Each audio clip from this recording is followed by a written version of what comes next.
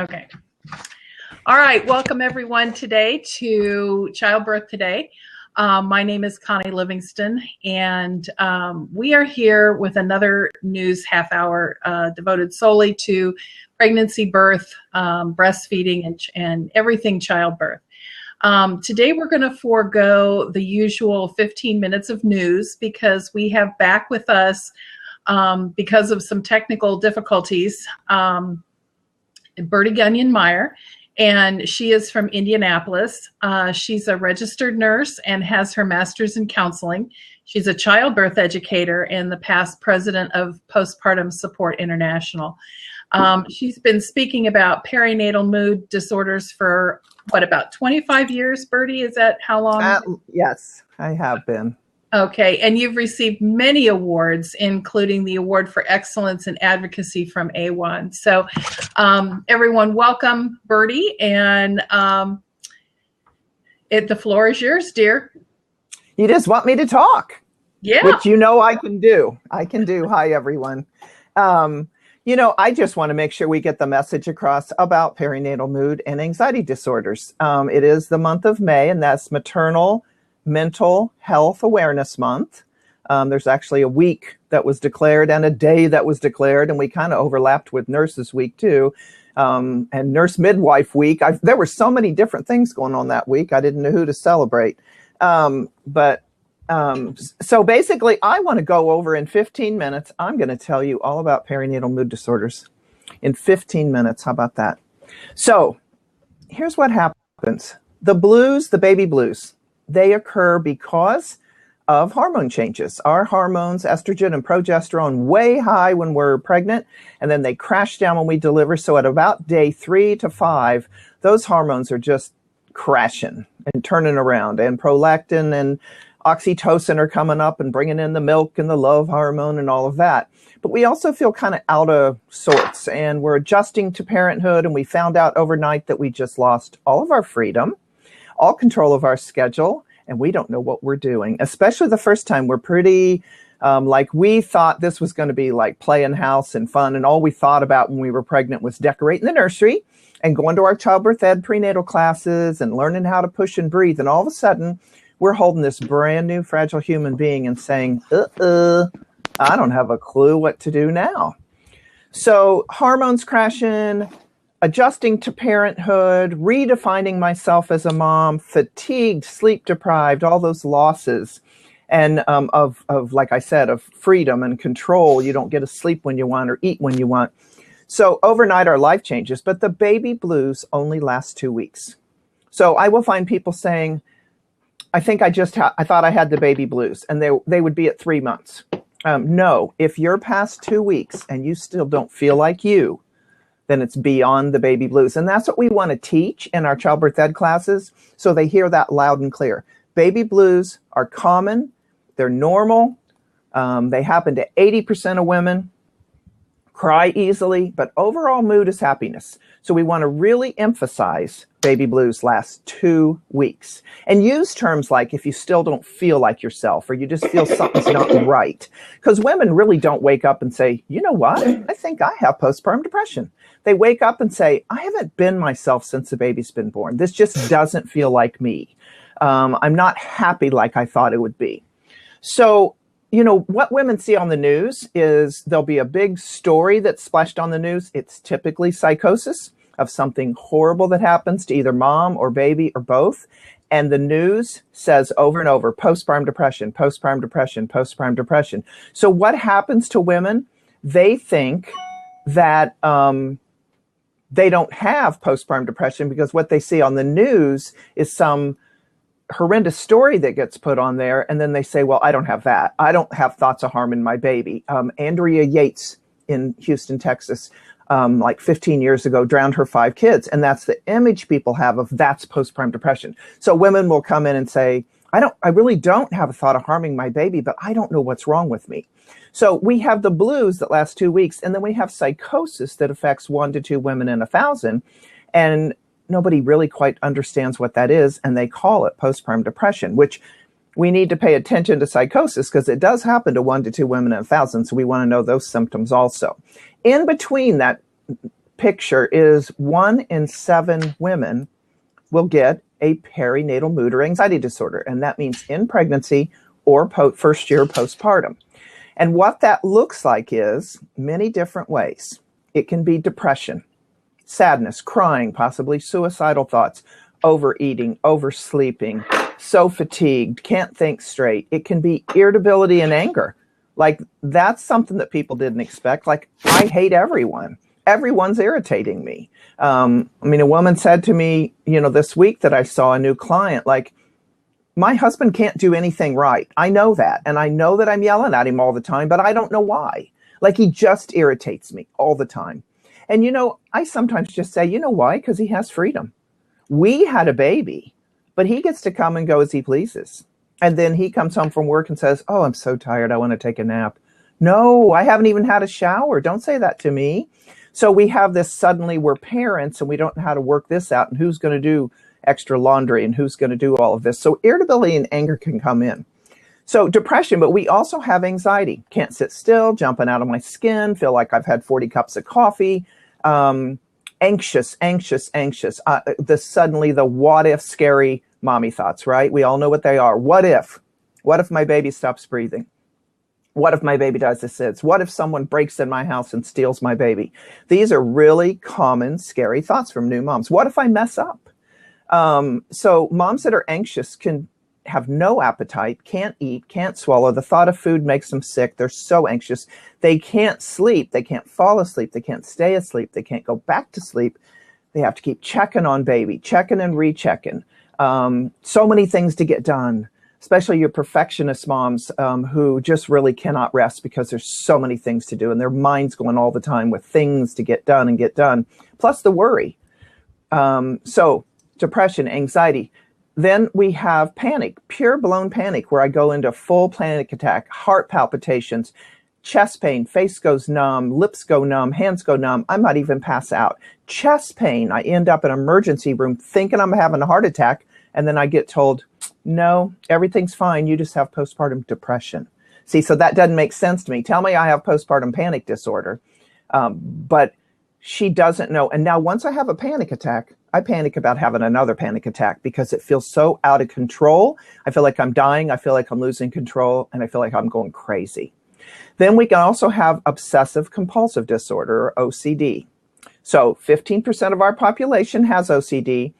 It looks and feels different now that I have a baby. Now I'm obsessing over germaphobe things. Everything has to be clean. Baby has to be clean. Don't touch my baby because you have germs all over you.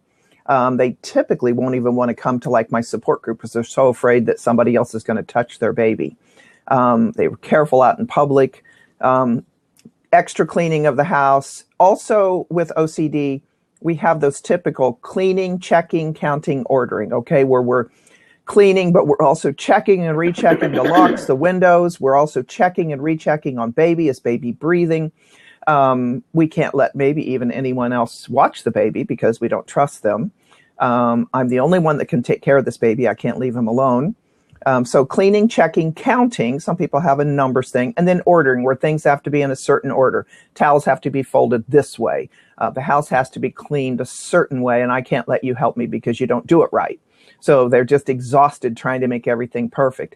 The other way that OCD can look is called intrusive thoughts. And this is probably the most misunderstood diagnosis of all.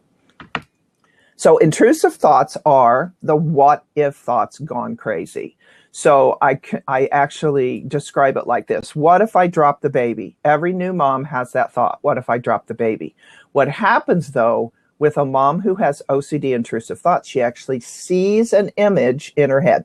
She sees a picture or she sees a movie playing in her head over and over and over of actually seeing the baby drop, fall down the stairs, fall over a banister. She sees a picture of it or an image of it or a story that goes on and on and on.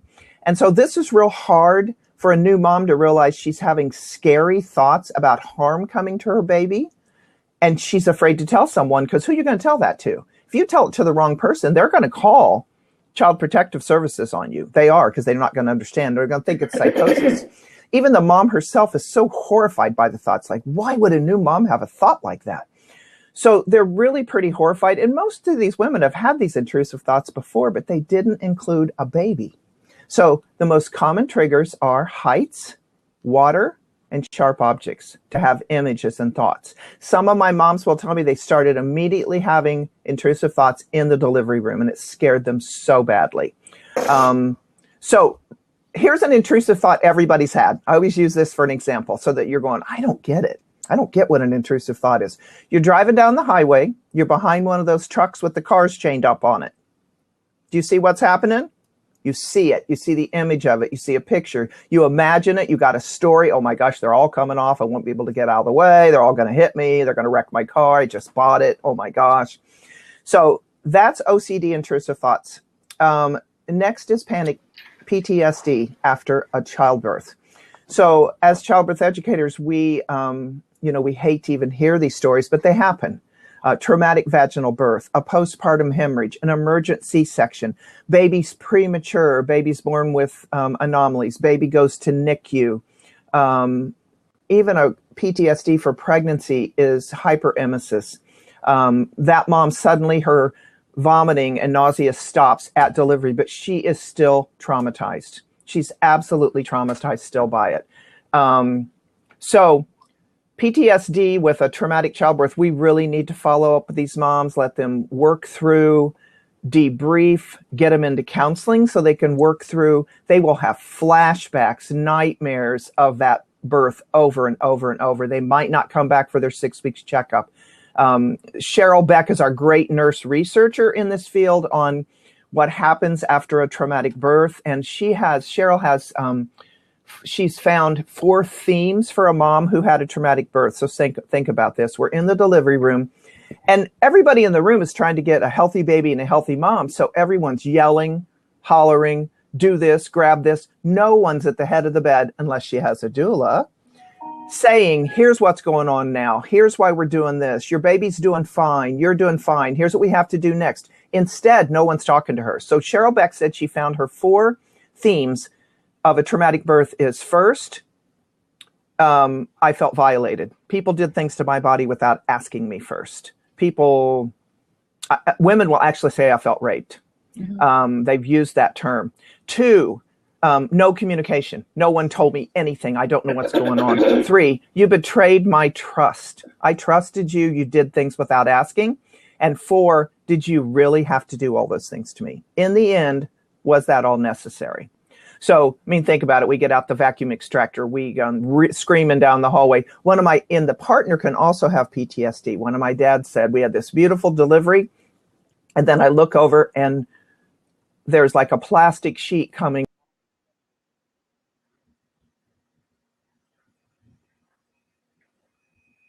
off of the table. Birdie, okay, you froze up a little bit there. Oops. Right after plastic sheet came off the table. Oh, so plastic sheet coming off the table, and the dad said all he saw was bright red blood. So his wife had a postpartum hemorrhage, and for him, that was so scary. He has his own PTSD, and many of the dads will have their own PTSD from a traumatic birth. A woman told me last week, like suddenly she had an emergent C-section, and they had to go so fast that her husband didn't even get to come in. She got general anesthetic. We come into our beautiful baby channel delivery and it doesn't turn out the way it's supposed to turn out. And that's pretty scary. So the last way that perinatal mood disorders looks is psychosis. That's 1 to 2 women in 1,000, out of touch with reality, hallucinations, auditory, visual, think the baby's demon possessed, think everyone's poisoning me.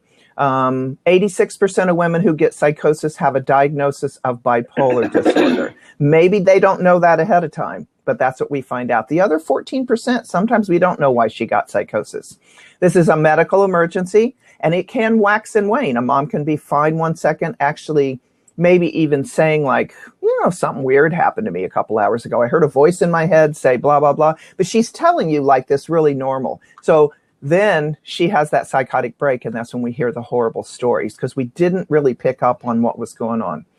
Common risk factors, and then I'm going to tie it up. Common risk factors, personal or family history of any of the things I just talked about. Infertility, fertility meds. Look, I should have had it in front of me. I feel like I I should usually have my little sheet. I know I teach it all the time. Gosh, there's so many risk factors that we don't know. Recent loss or move, financial trouble, relationship issues. So some of us have more diabetes. Some of us have more risk factors than other people. And that's why it's the 1 in 7. If you've got, when we're teaching in childbirth ed class, we should be saying, that woman in the room or her spouse should be saying, oh my gosh, I got a lot of risk factors when they hear that. So that's why we want to teach those risk factors.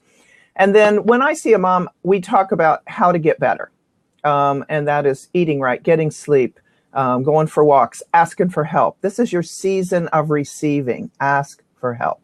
So I'm tying it up there. How about that for my 16-minute talk? Well, that's great. But I also wanted to ask you for educators who are not in the Indianapolis area, who don't have access to your support group and your information, where can they go to learn more about this? Because I'm finding that this is one topic when you're looking at cutting curriculum time and some of the topics. I know. I think this is one of the ones that get cut all the time, and we really can't do that. We can't. I had my childbirth educators here. One of them said to me a couple years ago, Birdie, I just don't have time to teach this. You know what? This affects 1 in 7 women, and it's one of the 3 leading causes of maternal death. We have to include this in our childbirth ed classes. So simple, Postpartum Support International, who I'm an international trainer with. It's postpartum.net. Go there, you'll see the facts, you'll see the information. I know that Enjoy has a couple of slides when the people that use the Enjoy, because we have that, and I know we have a couple of slides on that. I put my brochures in there. You can get brochures from different places. PSI has brochures you could put in class. You want to put local resources. We have volunteer coordinators in every state and in 49 countries, but in every state in the United States, you can get a hold of your volunteer coordinator through PSI and find out where the local resources are, where the support groups are, where the therapists are. She has a list. I have a list for the entire state of Indiana. And someone like me in other states does the same thing. I think one of the easiest things to do is show PSI has a DVD called Healthy Mom, Happy Family. It lasts 13 minutes. Come on, you can spare 13 minutes in your childbirth ed class to show that and pass out a brochure and say, this does affect 1 in 7 women. It's very misunderstood, and explain that the baby blues are 2 weeks and what they usually hear about is psychosis. And so they don't really know what it is.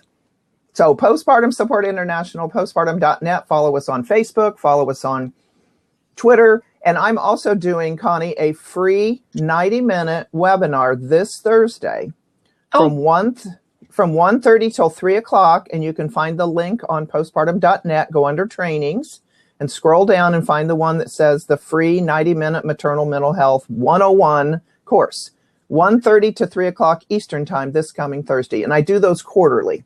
Great. And I'll have that on my Facebook page, and I'll put that on my blog page. And don't forget, if you're going to the ICEA conference, October 13th through the 15th in Denver, Birdie will be there speaking as well. So I will. Thank you so much, Birdie.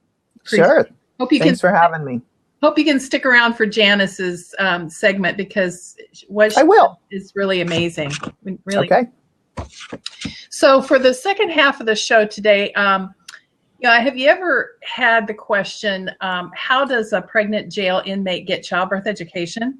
I know before I met Janice, I had no idea. And Janice is someone who had that question, and then she acted on it. She actually did something about it. I love people who answer questions like that. Janice is the founder and executive director of Birth Behind Bars, one of America's first organizations supporting 12,000 pregnant inmates across the United States. Janice holds the highest recognition as a doula, childbirth educator, and doula trainer. She's the author of the first recognized certification program for Birth Behind Bars, who work with incarcerated pregnant women. And Janice is a wife, mother, and she's a Grammy to 2 beautiful granddaughters. And if you've ever been on Facebook, you've seen her grandchildren, and they are beautiful. Janice divides her time between Tarpon Springs and Banner Elk, North Carolina. She speaks and trains at jails and prisons across the country. So welcome, Janice. We're so glad to have you here today. Thank you, Connie. It's been a long time since I've seen you in person, and we have known each other a lifetime. Yes, we have. We have. Birth Behind Bars, it's actually, we're 15 years this year, 15 years old. And Wow. how it started out was I was going out to lunch with one of my midwifery friends, and I was getting in her car. In her passenger seat, she had stethoscope and just stuff. And she's, oh, I'm sorry. And I said, oh, are you going back to the office after this? And she said, no, I'm going to the jail. And I said, why? She said, to check out the pregnant inmates. And I said, why? And it was just, again, foreign. You just don't think about that. I really call it the women who live in the shadows of life. And it took me a couple of years to finally get the courage and figure this out in my head. How can I do this? And I started making the calls to county jails in the area that I could, that was in driving distance. And driving distance may mean over an hour away. And we started off with just teaching childbirth classes. I never in my wildest dreams 15 years ago thought this would be an international program where we'd be training people, birth professionals, to be able to go into the prisons and the jails in their area and help these women. If there is not a doula or a child educator or a postpartum person, which is extremely important, which is so much as what Birdie just touched on, because they have such a high rate of postpartum depression because they go home with empty arms almost all the time, unless they have qualified for the few states that we do have that have nurseries. And they're nonviolent offenders, and they only have like 18 months left on their time. Oh. So it's if you're not there, all that's there is just a deputy with a bulletproof vest and their gun. You're dressed out, no family, nobody. It's just the hospital staff. Your name is not listed on the anything anywhere. Like if they were to call the hospital and say, "Is Janice Banther there?" The person would say no. They show no record. It's flagged out. His family tries to find the mother at what hospital she's in, because we don't tell what hospital they're going to. So they'd be alone. They'd be alone in birth. They would have no one to help them. And there's been times I've been at births where I have thought, where especially this one girl, where she made all her meth visits every single week to get her methadone, but she refused every single postpartum visit. They cannot make them go.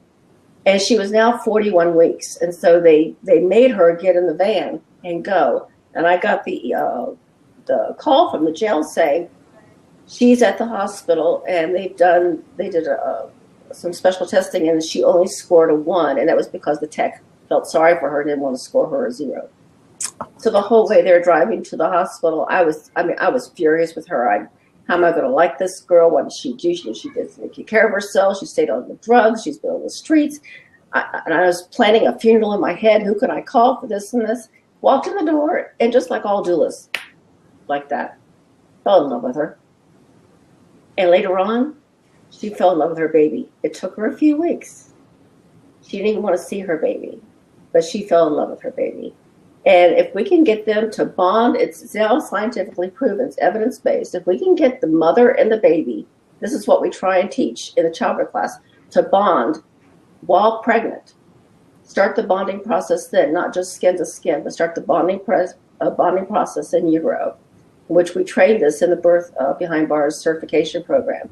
And then we do the same thing when the few hours, depending upon what jail it is, it can be 12, 24, or 48 hours that you're, or 72 hours that you're with your baby.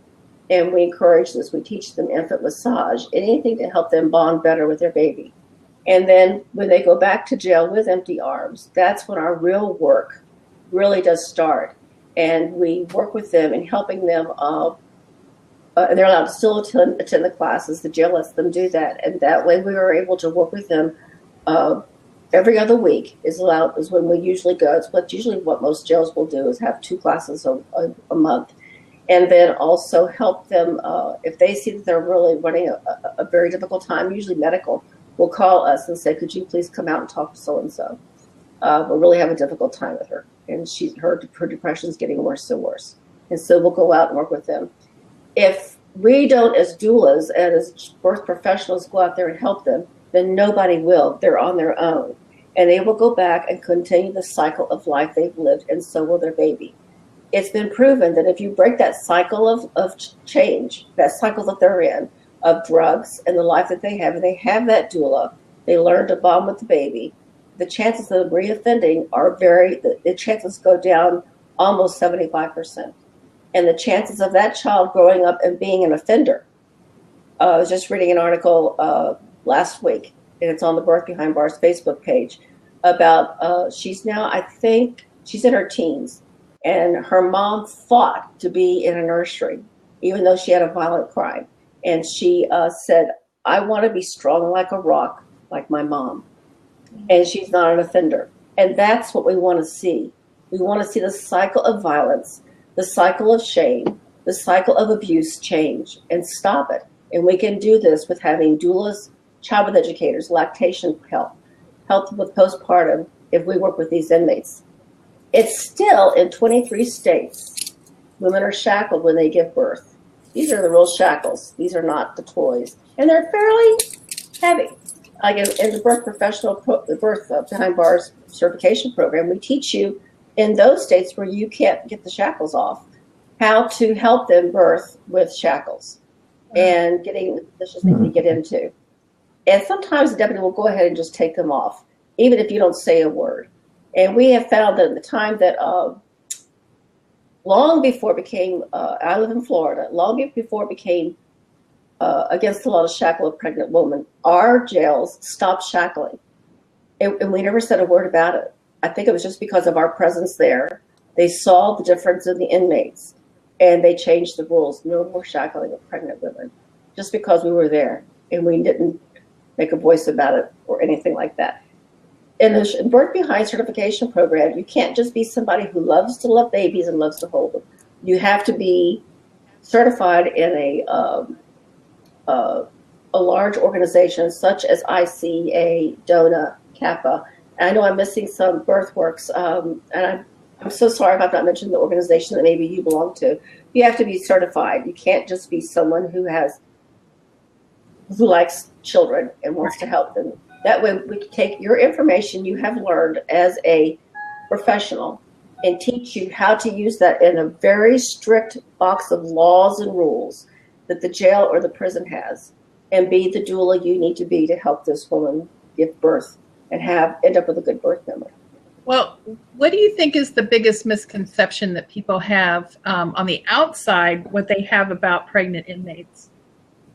Well, they don't even know they exist for the most part. And usually when people ask what I do, or if I sometimes I wear a handcuff, which always gets a mention, necklace, and they'll ask about it, and they're just shocked. They're very shocked. And then they're also very shocked to know that if there's somebody in there to help them, this can stop the cycle of violence. And thankfully, we do have about 12 states and that's not much because it's only one nursery in that state that has nurseries where the babies can go.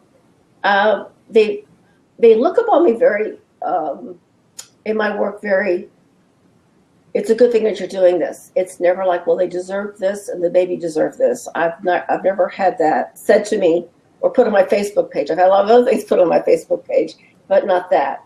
And I think they realize that baby needs the help it needs, and that mother needs to be a mother that can really mother this child. Now, you were talking about all the challenges that you have when you're teaching in, your regular practice. There's got to be some differences between teaching in a regular private practice and teaching with inmates. What are some of those challenges? Oh, they're huge. You can't go in with okay, I have a 6 weeks program and we're going to be teaching because in the 2 weeks since you've been there, somebody could have been arrested who's ready to have a baby any day now. So you have to decide what you're going to teach on. We have we have a manual that's just for inmates, written in the language for inmates on a level they can understand. That I wrote quite a few about 10 years ago. We keep changing and updating it, and that helps them to understand what they need to learn. And then a lot of times I'll have a woman come in. They'll come into class and they'll open their book because they've been forces. I want to know what this means. So you never can go in there with a plan for a childbirth class because you don't know who's going to be there. They don't have to come. They don't have to come. Now, I also understand that you began a program to teach about shaken baby syndrome prevention to the male inmates. Now, how did that work? Well, that was a little unnerving at first. You can see behind me, there's a picture of a baby there. And one of our girls that was pregnant had twins. And she wanted her boyfriend to have the babies when she had the twins. And he did not have a job. He didn't have a place to live. He didn't have a driver's license, didn't have a car, didn't have anything. And she was determined to get the babies to him. And before she could give birth with us being there, she got sent to prison. And she's one of those people that gets lost in the cracks because she gave birth literally the day after she got to prison. So he got the babies, the twins. The picture of the little baby behind me was killed at 3 months old after he shook her and then threw her against the wall. So out of our mourning, and I knew I needed to do something with our doulas, we were all mourned for this baby. We needed to make a difference. And so we looked into it. We thought teaching shaken baby syndrome. And we started doing this for the women. And the jail called us and asked us to come in. Of course, I always think I've done something wrong. And they said, this is working out really good. And I think you should start teaching the male inmates. And typical me, I'm in an office, I'm not in the room with them. And I took 3 steps backwards and said, I think we need to think about that for a little bit and ask our husbands, thinking all the men would say no. And all the men said yes. And actually, believe it or not, you really are safer with a room full of male inmates and you're locked in than you are, because if one man tried to attack me, the other men would attack him, because if I get attacked, they lose all their privileges.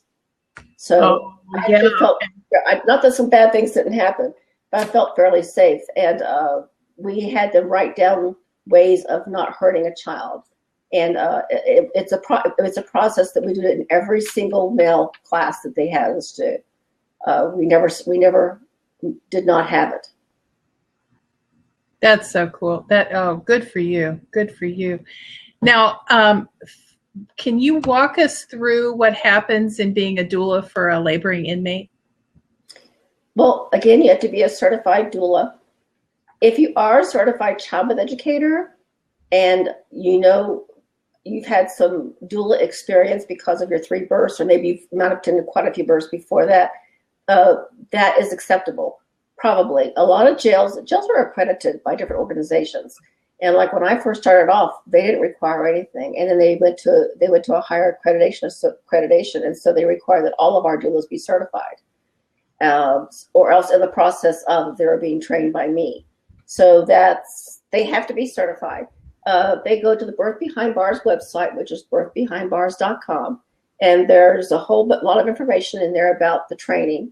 And you get a manual. It's fairly thick. And you get all your videos for the training are online. You get a password that's good for 1 year. And then after you've done all the work in the manual and all the work, watched all the videos and did all your required reading, then you can, and again, you're certified. You can say, I don't want to go through the certification process. So we take it through the certification process, go that over, just kind of like what you say, same thing you do when you get certified as a doula. It's just not quite as hard because we know they have their abilities of being it. We just want to make sure they understand that they have to work inside the rules of the jail, which is the most important thing. If they don't work inside the rules of the jail, the program would broken off like that. So you have to, if they tell you to stand in a corner on your head for 10 minutes, try your best. You just got to stay in their box and learn how to work inside their box. Right. I like doing that. Wonderful. What does anyone in the audience? I know we have about 11 people here. Does anybody have any questions for Janice?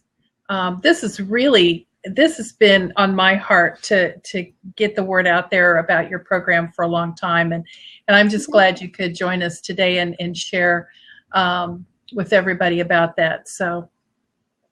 Well, I don't see any questions. Is there anything else that you would like to add, Janice, about your program? Or why don't you give the website again so they know where to go? Okay. Am I still on? Yeah. Okay. The website is www.birthbehindbars.com. And then we have a Facebook page, which is Birth Behind Bars. And that's where I put up articles and any information that comes along quickly. They can also email me. If they email me through the Birth Behind Bars website and ask me any questions that they want to ask about the program or about their state. And I pretty much did this because I was just getting phone calls and emails from around the country and other countries too. And I thought this would be a lot smarter if I did something about this and made a program. And that's how the program started. It is actually now 1 year and 4 months old. Oh, wow. The certification program. And it's exciting. That is awesome. That is really, really awesome. All right. Well, I guess today it is coming to a close, and I'm really super happy that the technology spirits have smiled on us today, and we've had no glitches so far. Thank you. Birdie has already left. She's already gone. And Janice, thank you so much for joining us today. Thank you. Next week, same time, same place. Well, not exactly the same place because the URL changes every time there's a different blab. But anyway, Barbara Harper, the water birth expert, is going to be with us, and she's taking a break from her world tour, and she's going to be joining us and answering your questions about water birth. So that's next Tuesday, May 31st at 2 o'clock Eastern, and we'll be here with Barbara. So thanks again, Janice, and thanks everyone for joining us today. All right. Bye-bye.